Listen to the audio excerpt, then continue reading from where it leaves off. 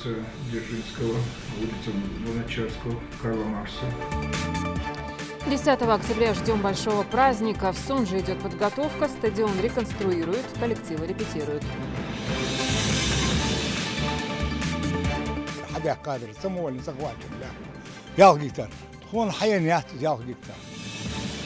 Где пашня, а где пастбище? Исторический вопрос решается в селении Троицкое. Земельный спор пока открыт. Жители восточной части 4-го микрорайона Икажево воду ждали около 10 лет.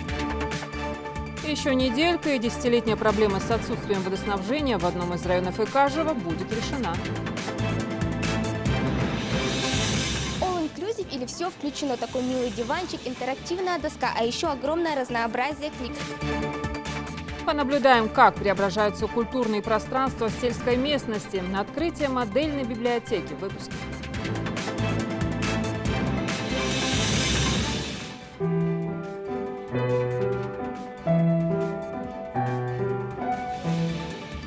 Международный день музыки, праздник души и мировоззрения. Как его отметили в студии искусств, расскажем через несколько минут.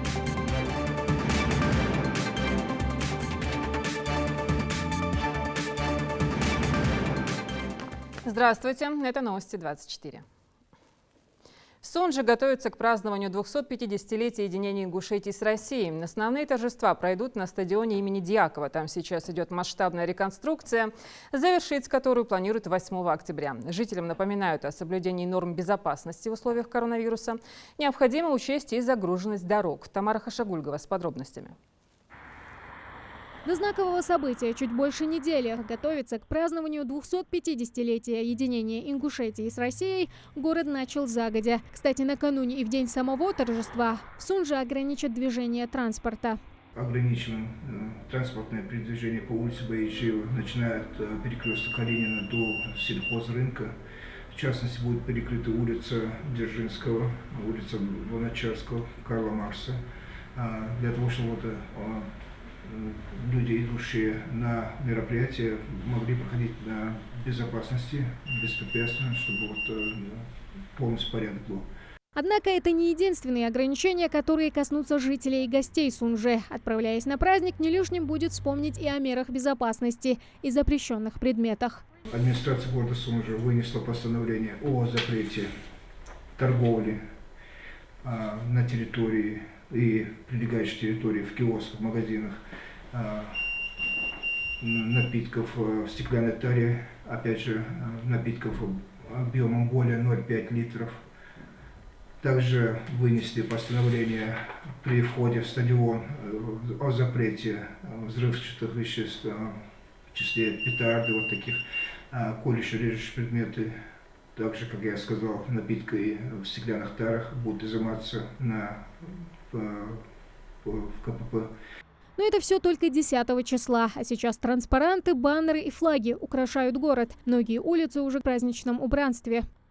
Подготовка в городе идет поэтапно. По-спортивному быстро и весело реконструируют и стадион имени Дьякова. Более 30 тысяч квадратных метров изменений. Большая часть работ уже завершена. Остались последние штрихи.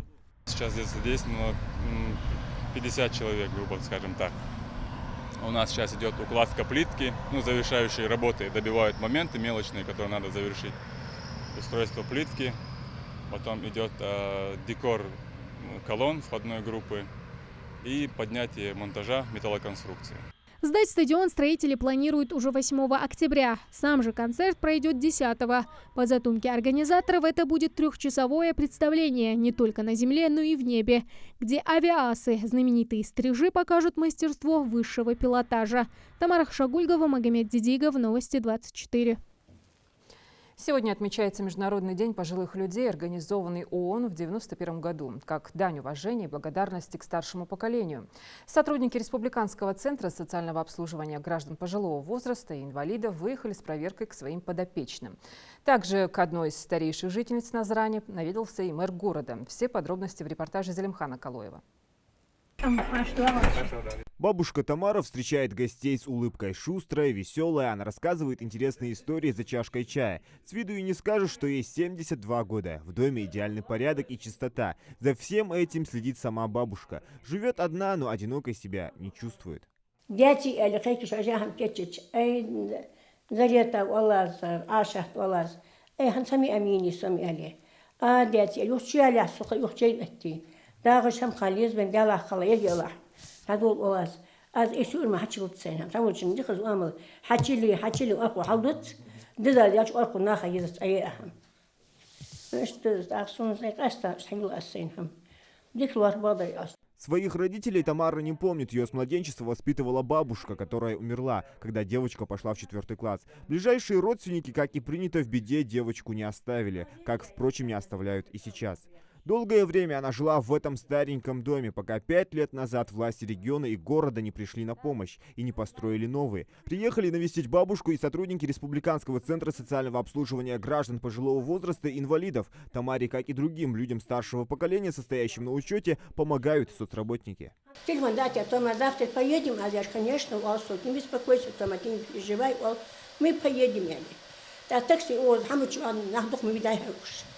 شيء تكسر أين حلي يا سباق زين دخل هاس توكا أجازة داشوت سي كم دولار فش даже переплата это правда Тома, скажи, если не правда, скажи. Им нужна лишь капелька внимания. Зайнаб Мархиева живет одна уже около 20 лет. Она инвалид первой группы, своих детей нет. 84-летняя пенсионерка всю жизнь трудилась на тяжелой работе, от доярки до производственных заводов. Однако последние несколько лет даже ходить трудно.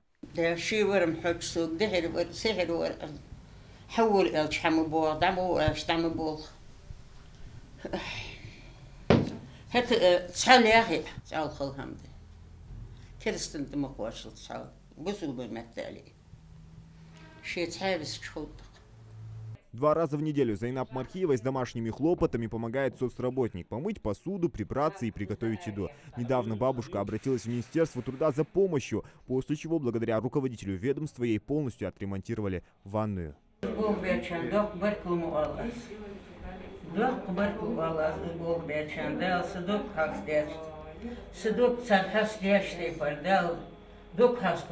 Всего на учете в Республиканском центре соцобслуживания граждан пожилого возраста и инвалидов состоят 660 человек. В основном персонал оказывает социально-бытовые услуги одиноким пенсионерам. Отделение у нас, вы знаете, расположено в разных городах, в разных районах республики. Вот в Назране у нас 15 социальных работников.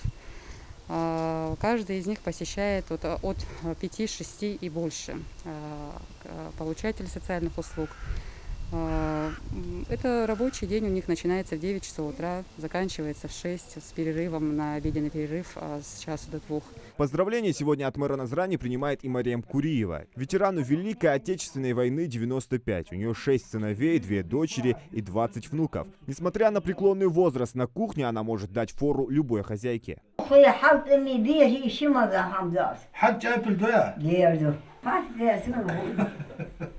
Международный день пожилых людей как дань уважения и благодарности старшему поколению, который призван привлечь внимание к проблемам бабушек и дедушек, напомнить, что им требуется особое внимание. Всего в республике проживает более 55 тысяч людей старшего поколения. Из них около 30 тысяч женщин и 23 тысячи мужчины. Практически все с непростой судьбой. На их долю выпали политические репрессии, война, голодное детство, работа в тылу, годы послевоенной разрухи. Но и сейчас они готовы служить на благо республики и многому научить нынешнюю молодежь. Зелимхан Калоев, Асхаб Белакиев, Новости 24. Новый месяц, новые законы. Закончились послабления при покупке ОСАГО. С 1 октября при покупке страховки вновь потребуется предъявить диагностическую карту или назвать ее номер. Те, кто купил полис без карты, должны до 31 октября пройти техосмотр. На 3% проиндексируют зарплаты бюджетников, но только тех, кто работает в федеральных, казенных, бюджетных и автономных учреждениях и госорганах, а также судьям. С 1 октября вводится и обязательная маркировка для духов и фототехники. Подлинность товара можно будет проверить с помощью приложения «Честный знак». Благотворительность станет прозрачнее. С 5 октября НКО обязаны начитываться о поступлениях средств на своих сайтах. Не до конца понятный земельный статус стал поводом для раздора между жителями селения Троицкое. Сотки, предназначенные под пашни, население готово использовать под выпас скота, но нельзя. Ну а та площадь, которая как раз предусмотрена под пастбище, не устраивает граждан по географическим соображениям. Этот вопрос озвучивается неоднократно. Первый сигнал поступил еще в 2018-м. Тогда проблему разрешили. Ну а что нового сейчас, расскажет Муслим Ганиев.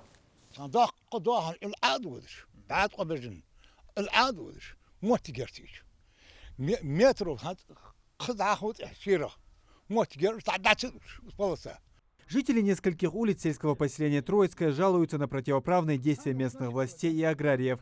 По их словам, руководитель ГУПа Сунжа в обход закона прибрал к рукам около 6 гектаров пастбищных земель и огородил их двухметровым забором, тем самым лишив жителей возможности выпаса скота. Прокуратуре дихон, лайн жал балдихон, ял гектар солни, ан уряч, раягер, хадя кадр, самоль, захвачен, ля. Ял гектар. Тхон хаян ят, ял гектар. Вот они, те самые 6 гектаров земли, которые стали яблоком раздора для жителей сельского поселения Троицкое. Участники спора разделились на два лагеря, а между ними вот этот забор. На одной стороне жители села, которые требуют освободить весь участок под пастбище, на другой же местная власть и сельхозпроизводители. Этот земельный спор тянется с апреля 2018 года. Тогда все те же жители жаловались на самозахват земель местным фермерам. Вот только в том случае руководитель КФХ Раисхан Балкоева занималась на этом участке фермерской деятельностью. К своим законным 22 гектарам женщина прихватила еще 6. Тот вопрос уладили. По решению суда участок забрали и выставили на аукцион. Эти 6 гектаров земли мы выставили на аукцион согласно закону и предоставили в арендное пользование агрокомплексу Сунжа. Ну и несмотря на это, в настоящее время жители жалуются на то, что эти 6 гектаров не нужно было передавать никому в аренду, оставить нам под пастбище. Но на самом деле это земля пашня. До сих пор она и пахалась, эта земля.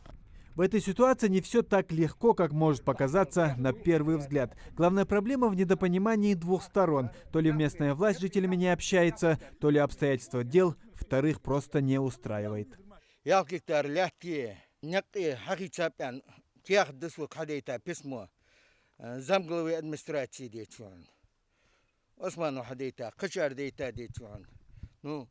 Они не выполняют. Эти задания не выполняет. Самовольно захваченный 6 гектаров земли не отпускает. Он дахан дважды мотику гертич, сиял гектар. Дахан аар мотику гертич. Хастан аар вала, хал аар вала, халит хунтич. Изник аар собак, как жизнь, как воздух, тун безник быс. А международный ультрадин, семечи гаежа. خيقة مشان يخا زق بيخا بيانشوت هذه وس سكوري فومش حد يموت جاستون пожарно حد يموت جاستون زق بيخش. Дороги на этом участке, как утверждает глава администрации сельского поселения, никогда не было. А та, что проложили, это добрый жест руководителя агропредприятия Сунжа. Жалуются, что дорога узкая. Это полевая дорога, которую 2 года назад мы расширили, чтобы им было ближе поехать на базар Слепцовск и так далее. Вот такая обстановка здесь. То есть с той стороны дорога имеется, да? Да, с той стороны дорога имеется. Что касается отсутствия земли под пастбище, на этом участке раньше действительно местные жители выгоняли скот, и землю можно бы было передать для этих нужд, если бы не одно «но». Они предназначены для пашни и могут быть использованы только по этому назначению, а под пастбище отведены около 700 гектаров земли в другой части сельского поселения. Однако это жителей не устраивает. У нас нет таких больших площадей сельскохозяйственных. У нас всего на сегодняшний день пахотных земель у нас более 70 тысяч только. Вот. Мы можем рассчитывать только на это. В частности, мы неоднократно по вопросу сельского поселения Троицкого Сунжского района, вот как бы спорный момент, конфликт интересов сельчан и Агропром Сунжа, был там такой вопрос. Конечно, у него тоже есть своя предыстория. Раньше та земля, которая была передана Агропром Сунжа, но Агропром Сунжа не просто так его взял. Агропром Сунжа как бы заплатил свои официальные и налоги, и аренду, все, что положено, он заплатил и в рамках закона как бы взял эту землю. Но там был вопрос о том, что сельчане просили, чтобы был скотопрогон. Потом, когда была уступка от Агропром Сунжа, далее появился такой вопрос у сельчан, что для выпаса скота им еще дополнительно нужна площадь. Ну, конечно, в нашем региональном законодательстве предусмотрен и скотопрогон, и выделение именно пастбищ под сельское поселение. Это у нас предусмотрено. Но мы можем, скажем, Минимущество, администрация и Минсельхоз совместно проработать этот вопрос для того, чтобы сельчанам, скажем, в другом месте выделить этот земельный участок под пастбище, но он есть выделенный там. Определение пахотных земель как приоритетное направление в сельском хозяйстве республики жителей Троицкого явно не устраивает. Они и дальше намерены требовать, чтобы злосчастные 6 гектаров отдали под пастбище. Муслим Ганиев, Адам Далаков, Новости 24. В 4-м микрорайоне Икажево проложили водопровод длиной 1350 метров. Все это сделано за счет муниципальных средств. Жители 3 улиц оставались без воды около 10 лет. Не раз обращались к властям, но что-то мешало исправить ситуацию. О долгожданном решении коммунальной проблемы в нашем следующем сюжете.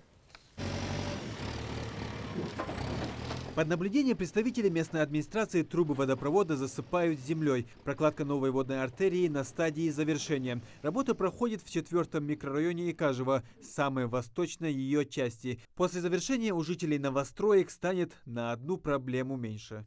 Жители восточной части 4-го микрорайона Икажево воду ждали около 10 лет. Резервуар и насос здесь поставили давно, а водопровод проложили только сейчас. Отныне около 30 семей стали еще на один шаг ближе к цивилизации. Совсем скоро во всех этих дворах будет питьевая вода. До прокладки нового водопровода жители новостроек воду привозили из другой части села и набирали запасом на несколько дней вперед. 13-летний Ислам Таршхоев с семьей сюда переехал около 5 лет назад. Все это время они жили без воды.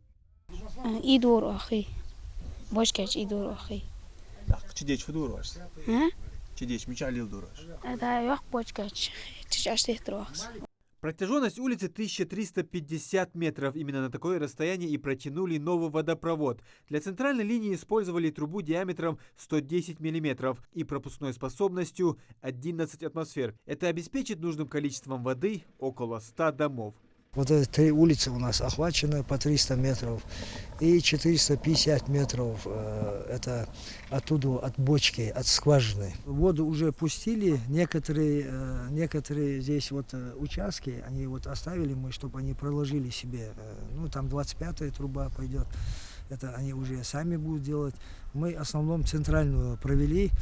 Протянули новые трубы от источника, который находится буквально в 300 метрах отсюда. Водонапорную башню объемом 250 кубов установили специально на возвышенности, что позволяет обеспечить хороший напор. Из этой скважины воду получали около 400 домов в другой части села.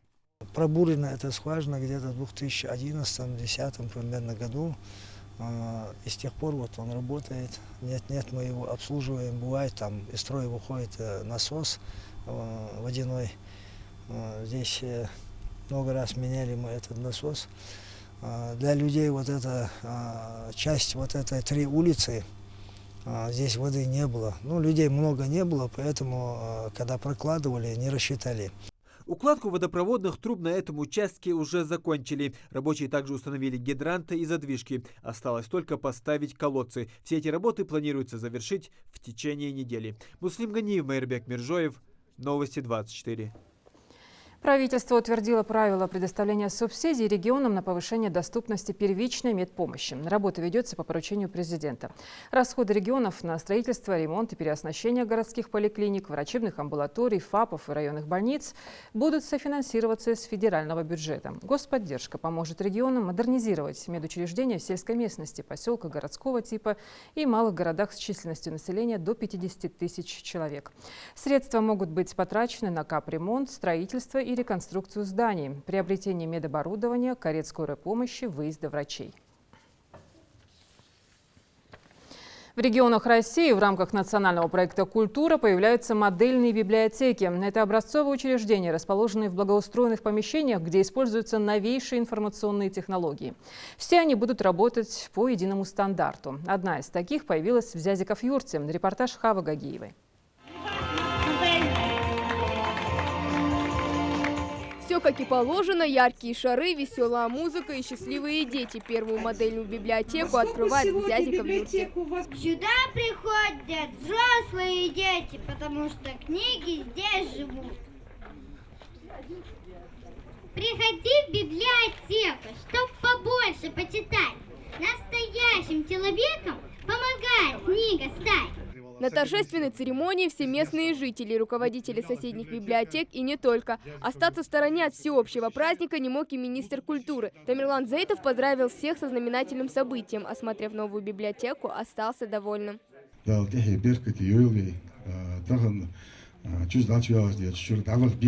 Настолько красиво, в красках, и именно все сопряжено с детством, максимально и детям уделяется там внимание, поэтому я думаю, что у нас есть будущее за нашей молодежью. Более 45 тысяч конкурсантов или 660 победителей по всей России, в их числе и 2 книгохранилища Ингушетии. Для библиотеки сельского поселения принять участие и выиграть грант престижного федерального проекта «Настоящий прорыв». Тем более иметь право называться первой модельной во всей республике. Мы вложили частичку своей души в эту библиотеку. Создание этой модельной библиотеки. Буквально начиная с февраля месяца все наши мысли и вся работа была направлена на создание библиотеки. Здесь полностью изменилось пространство. Она абсолютно... Здесь остались только стены от прежней библиотеки и какая-то часть книжного фонда. Все остальное... оно как бы с нуля. И вы видите, уже сегодня дети здесь чувствуют себя, как дома. Это наша задача, которую мы для себя и ставили. Эту книгу точно не стоит судить по обложке. Настоящий интеллектуальный и образовательный центр, который включает в себя 2 помещения. Сектор для детей и взрослых. Ингушская, русская и зарубежная литература. Дети найдут все, что им действительно по душе. К слову, Динара Бузуркиева уже со своими друзьями успела осмотреть новый храм знаний. Эта библиотека меня очень сильно впечатляет, она мне очень сильно нравится, и я буду в нее очень ежедневно ходить и брать очень много книг. А что тебе больше всего понравилось? Больше всего мне понравилась обстановка в библиотеке, она очень красивая. Красивый дизайн, комфорт и доступ к новейшим информационным технологиям библиотеки будущего доступны уже сегодня. All-inclusive или все включено, такой милый диванчик, интерактивная доска, а еще огромное разнообразие книг. К слову, здесь также есть игровая зона, где каждый сможет найти себе занятия по душе. А вот чем вы сейчас занимаетесь? Мы сейчас рисуем, я буду приходить сюда каждый день после школы. Я буду тут читать, рисовать, и многое другое. А что тебе больше всего нравится? Мне все. А тех, кто еще не умеет читать, точно заинтересуют настольные игры, раскраски, игровые планшеты и скрапбукинг. Что ты делаешь сейчас? Сейчас не знаю я.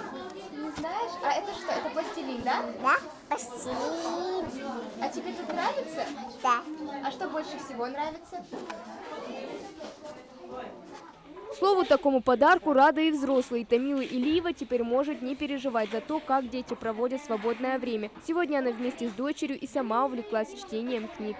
Я очень рада, что открыли такую мобильную библиотеку. Это доступ, чтобы учиться детям.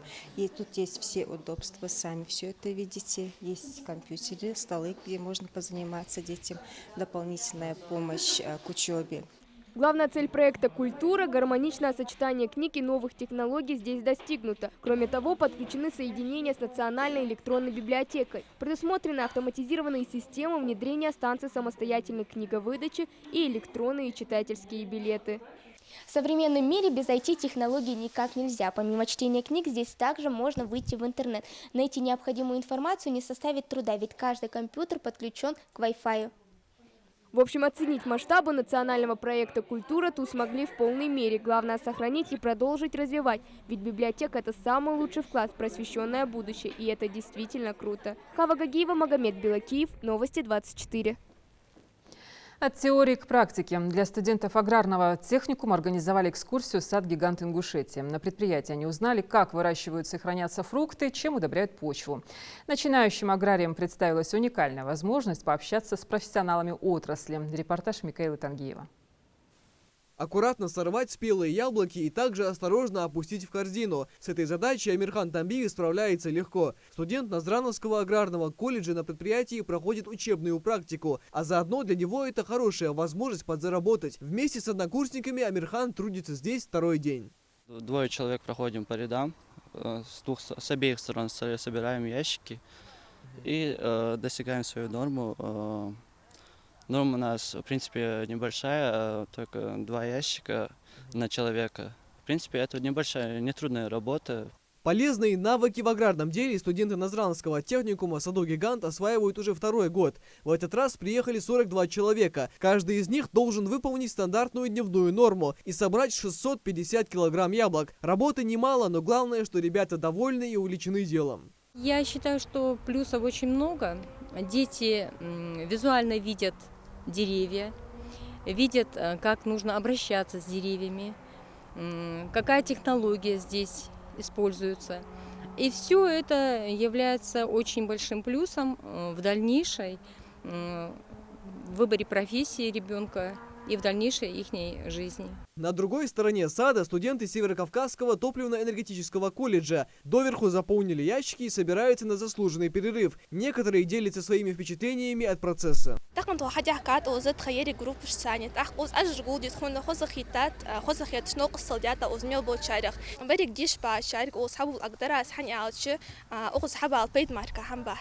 Полевая практика для учащихся топливно-энергетического колледжа проводится в честь 80-летия профтехобразования, и студенты сами захотели применить полученные знания на деле.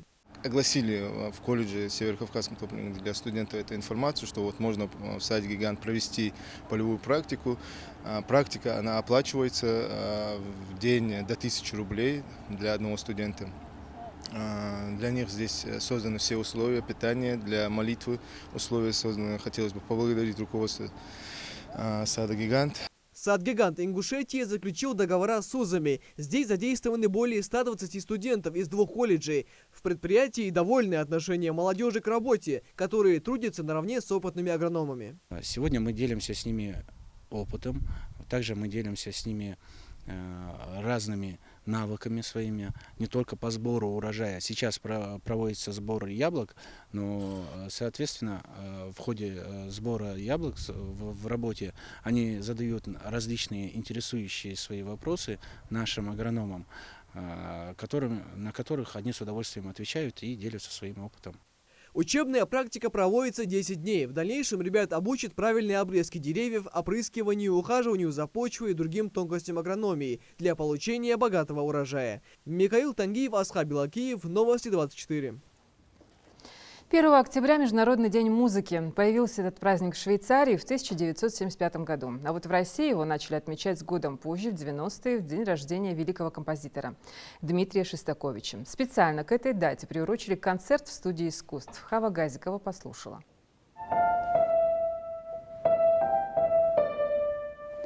В мире существует больше 65 основных музыкальных направлений, а сама музыка звучит практически отовсюду. Об этом звуками фортепиано и скрипки всем собравшимся рассказывают участники концерта. На сегодняшнем мероприятии звучит и романс, и классика. Погружая зрителей в невероятно колоритный мир мелодий самых разных жанров и стилей, задорные ноты сменяют пронзительные композиции Моцарта и Равеля.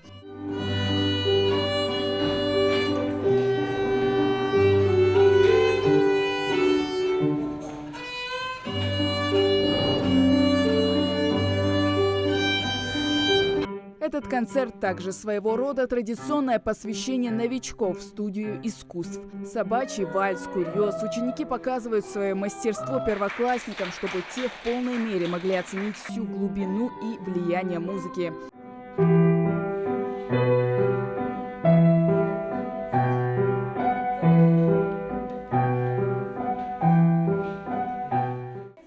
Хидирова сегодня играет на фортепиано и поет. Занимается музыкой с 3 лет, но перед каждым выступлением волнуется, как в первый раз. Говорит, боится подвести своего учителя. Я хочу поздравить всех любителей и свою учительницу, свою любимую учительницу Аллу Николаевну. Я ее очень сильно люблю.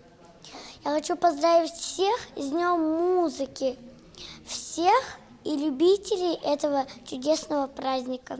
И все же больше волнений, чем ученики, испытывает учитель. Педагоги в один голос заявляют, каждое выступление воспитанников для них как собственное. Дети должны показать свой артистизм, свое музыкальное «я» и даже силу воли.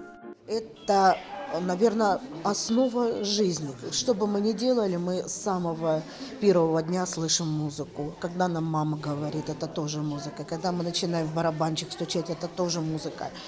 И сердечко бьется, это тоже музыка. Все это ритм, все это музыка. Она окружает нас везде. И, наверное, без музыки нет такого дыхания, нет хорошо нам, плохо, грустно, весело. Мы всегда обращаемся к каким-то словам, каким-то к песням, каким-то мелодиям.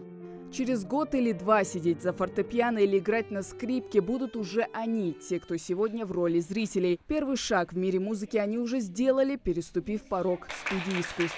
Хава Газикова, Асхаб Белакиев, Новости 24. Следите за новостями на канале Ингушетии и до встречи.